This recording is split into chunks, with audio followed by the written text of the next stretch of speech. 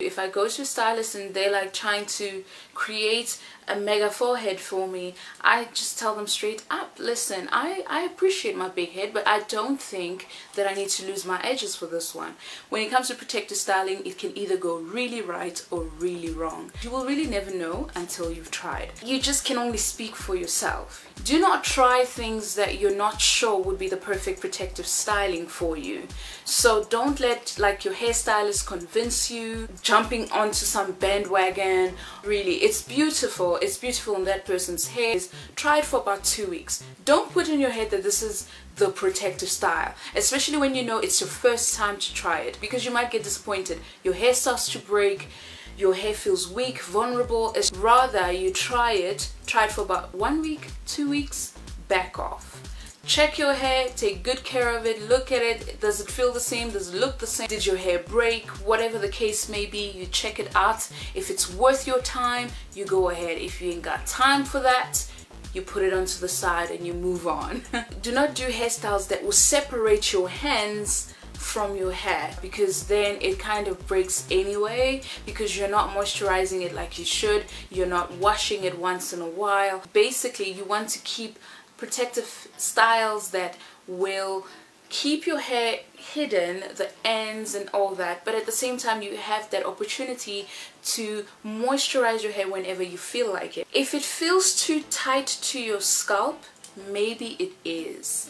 If you know that you are over tightening things up, maybe it's over tightened. You just need to loosen it up a bit. That's what I normally do. If I go to a stylist and they're like trying to create a mega forehead for me, I just tell them straight up, listen, I appreciate my big head, but I don't think that I need to lose my edges for this one. Just chill, and you know, if all my extensions come out, it's good.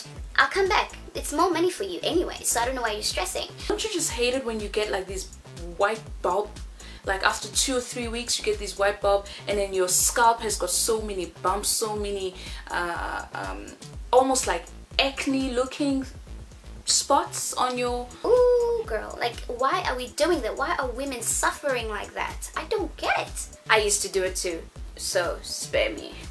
Because edges just rebel. They will tell you you're trying to beat Mother Nature. They will tell you that, girlfriend, I was not born with a weave on.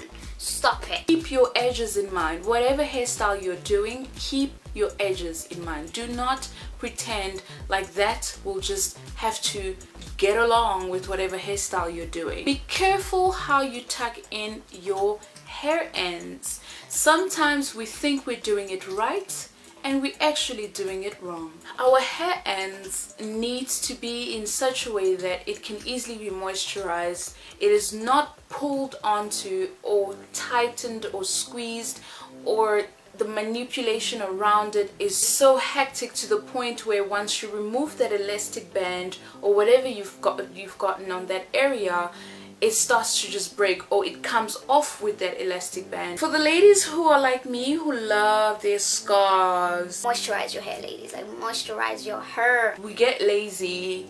You find people who start doing some rep protective styling and forget to moisturize. My favorite part of protective styling is making sure that I always dust my ends. I find that it's such a great way to get rid of the rotten potatoes. You know, when you just have these ends that are a bit creepy, they don't want to listen to you anymore, they're a bit stubborn, it's time for them to go.